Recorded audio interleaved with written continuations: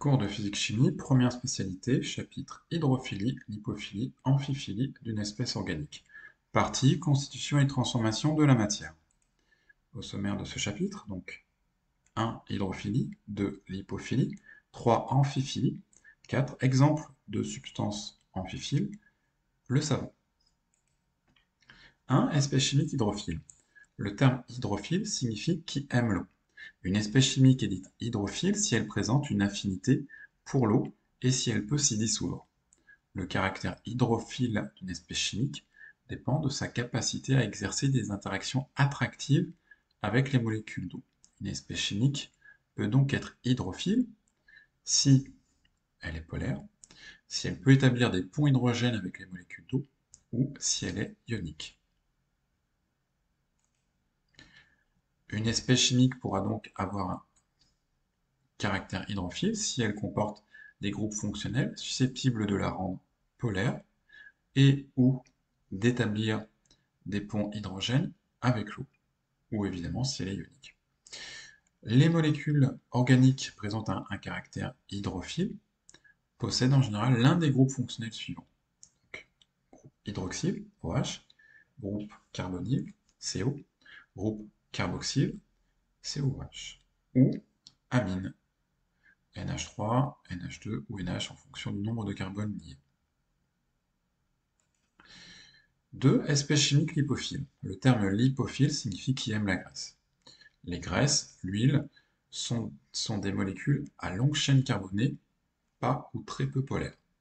Une espèce chimique lipophile est une espèce présentant une affinité pour les milieux apolaires, comme l'huile, qui donc est elle-même apolaire ou très peu polaire. Elles sont principalement constituées de longues chaînes carbonées et ne présentent pas ou très peu de groupes fonctionnels. Remarque qu'une espèce chimique lipophile est aussi qualifiée d'hydrophobe. Qui aime la graisse va de pair avec qui n'aime pas l'eau. 3. Espèce chimique amphiphile. Une espèce chimique est dite amphiphile si une partie de cette espèce présente un caractère hydrophile, tandis que l'autre partie présente un caractère lipophile. Une espèce amphiphile possède donc une partie apolaire, correspondant souvent à une chaîne carbonée sans groupe fonctionnel, et une partie qui est soit polaire, soit ionique.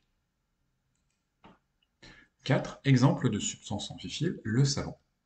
Les espèces chimiques qui constituent le savon sont des carboxylates de sodium, qui en présence d'eau forment des ions carboxylates et des ions sodium.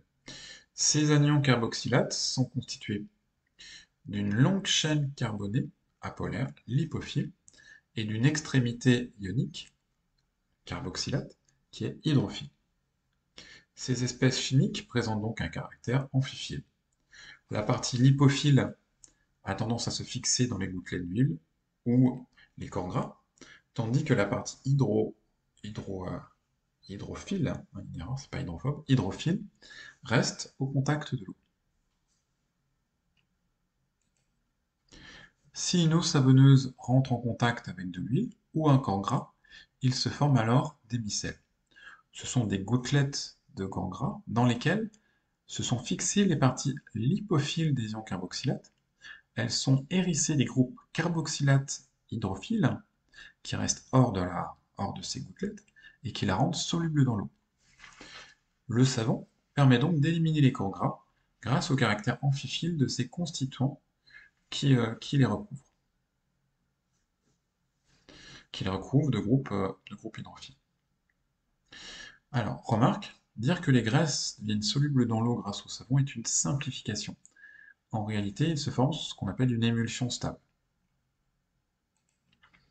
Donc, fin de ce chapitre.